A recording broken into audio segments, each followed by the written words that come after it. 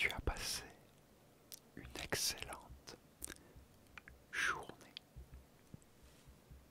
Moi, je vais bien et j'ai passé une excellente journée. Avant de commencer, si tu n'es pas encore abonné, abonne-toi. Mets-moi des likes. Laisse-moi aussi des commentaires. Partage la vidéo sur tes réseaux sociaux. Ça permettra un meilleur référencement de la chaîne. Et je t'en remercie par avance. Alors, on va commencer.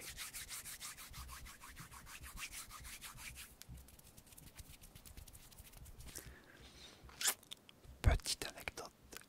Allez, là je vais te raconter petite anecdote. Je vais te raconter une petite anecdote à la Bastide Clérance quand on sortait en boîte. Ouais, je vais te raconter ça. Et justement dans les commentaires, tu me diras si vous faites la même chose ou pas.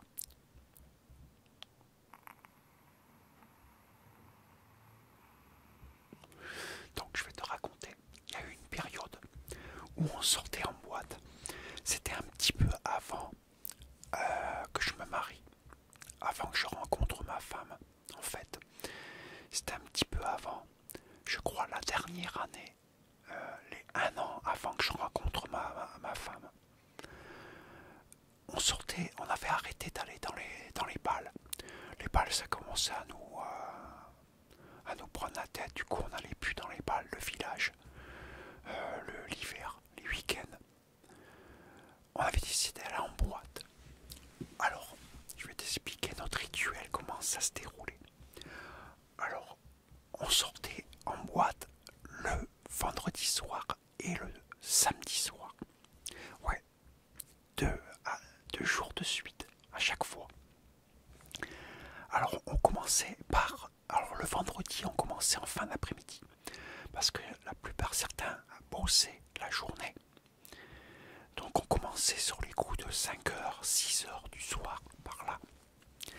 Et donc, on commençait à prendre quelques apéritifs à la maison, pas beaucoup. Et après, on partait. Alors, on allait toujours au même endroit. On allait à Dansharia, à la frontière. Parce que l'alcool, elle était pas chère. Mais oui. Donc, on commençait à picoler là-bas. Quand on y arrivait là-bas, on y arrivait pour 8h30 par là, 20h30, 21h. Et on commençait à picoler là-bas. Parce que c'était pas cher. Et après, on partait en boîte. Alors, il y avait... Ah, par contre, on faisait attention. On avait un chauffeur à l'époque, c'était génial. Il s'appelait Alexandre Barsalou. Je me rappelle son nom. Il y en a plein, je ne me rappelle plus leur nom ni leur prénom. Mais lui, je me rappelle encore. D'ailleurs, c'est lui. Dans une vidéo, j'en ai parlé. C'est lui que ses parents m'avaient hébergé chez eux, où ils avaient un appartement, avant que j'ai mon propre appartement. Quand je suis arrivé à la Bastide, ça faudra regarder des anciennes vidéos à cœur ouvert quand je parle de ça. Et donc lui, il avait le permis voiture, mais quand il avait la bagnole, il nous conduisait, il venait avec nous. Mais quand il conduisait, il ne picolait pas, il ne buvait pas. Après en boîte, il buvait un verre ou deux, mais c'est tout, pas plus. Puis après il attendait, ça fait qu'il était jamais cramé. C'est comme il conduisait, il faisait super attention en fait. Il était super responsable.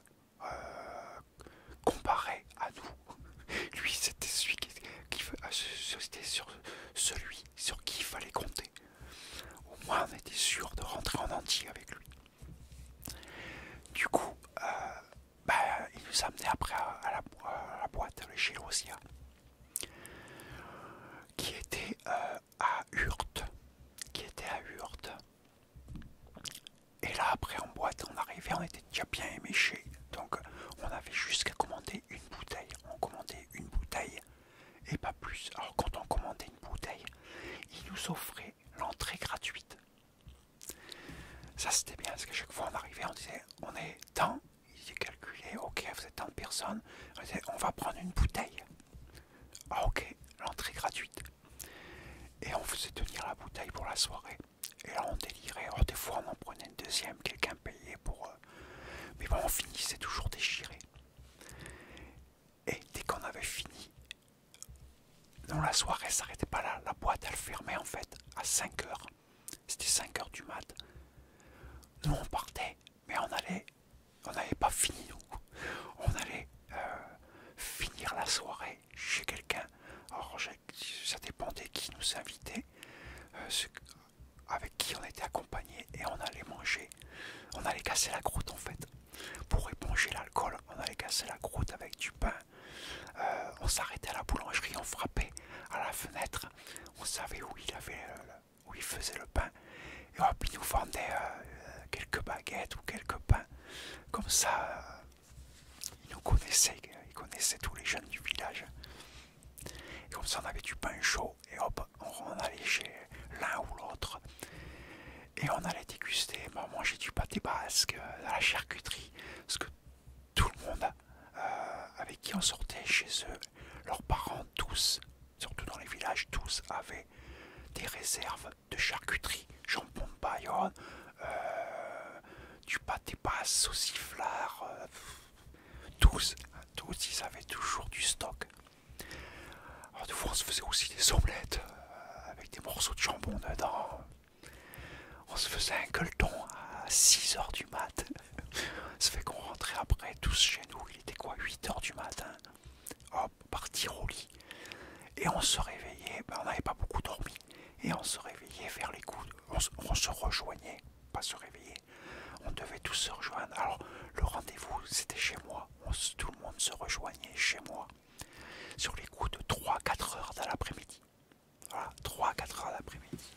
C'était le rendez-vous chez moi pour commencer à se préparer pour faire la fête.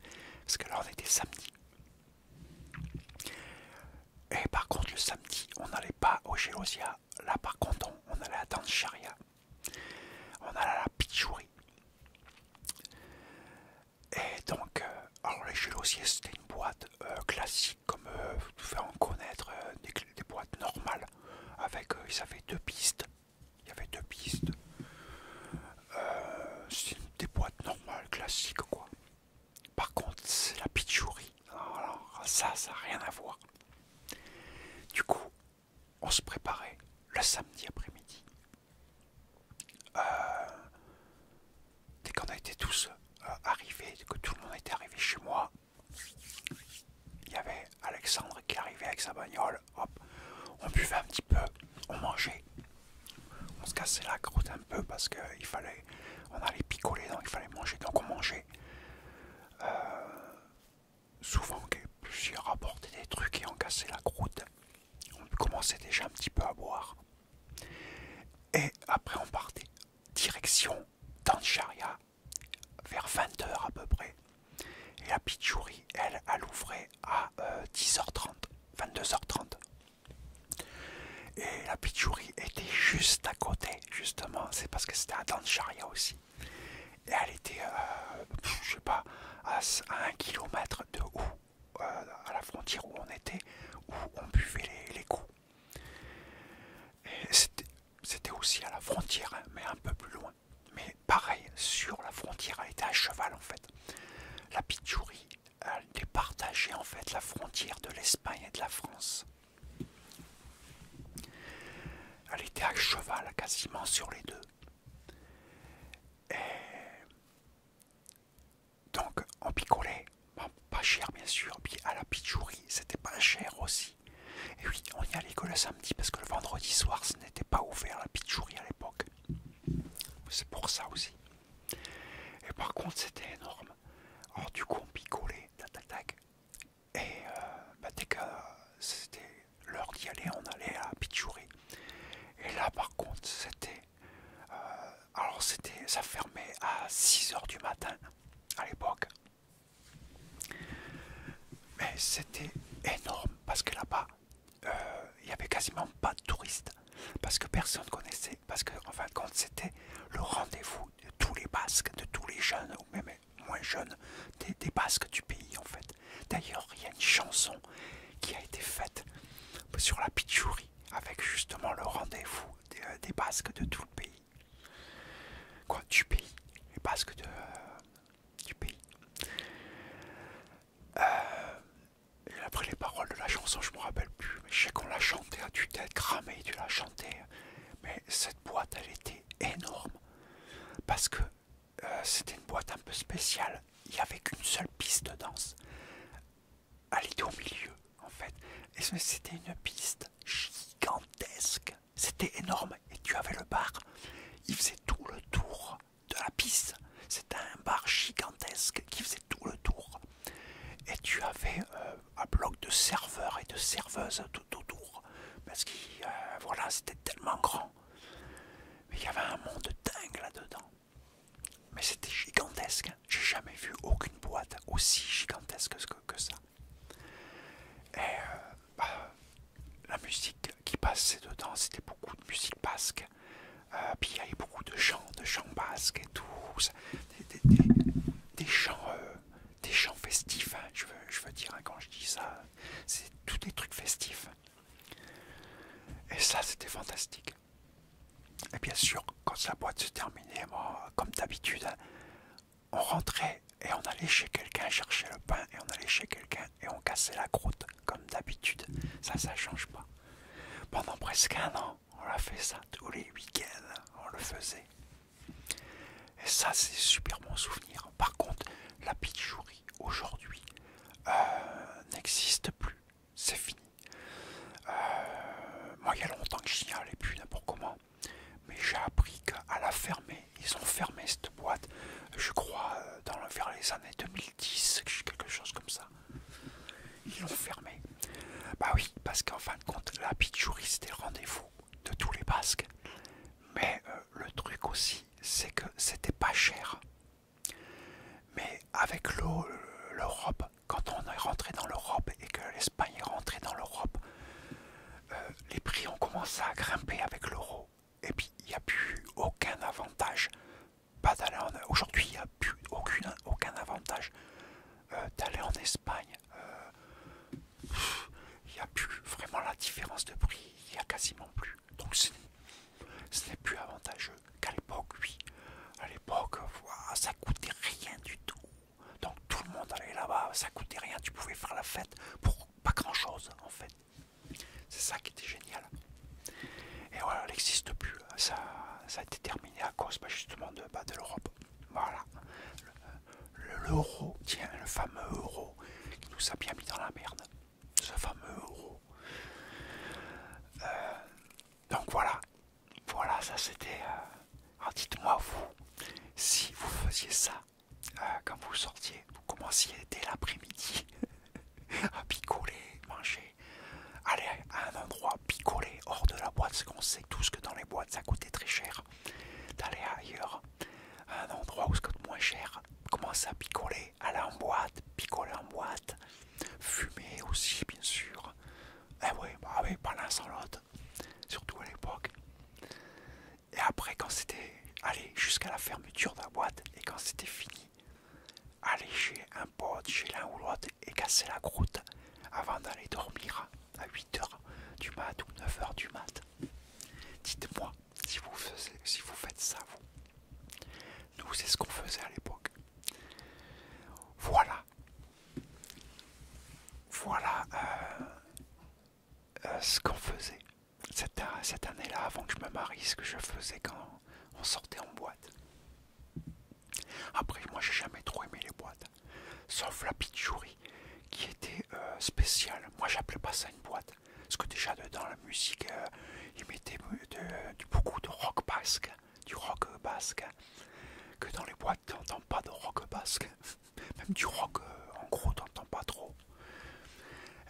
Moi, j'aimais bien la pitchouri pour ça. Donc voilà. Voilà cette petite anecdote. J'espère que ça t'a plu. Maintenant, tu sais, tu me diras dans les commentaires. J'espère que ça t'a bien détendu, bien relaxé. Et écoute, moi je te dis à très bientôt.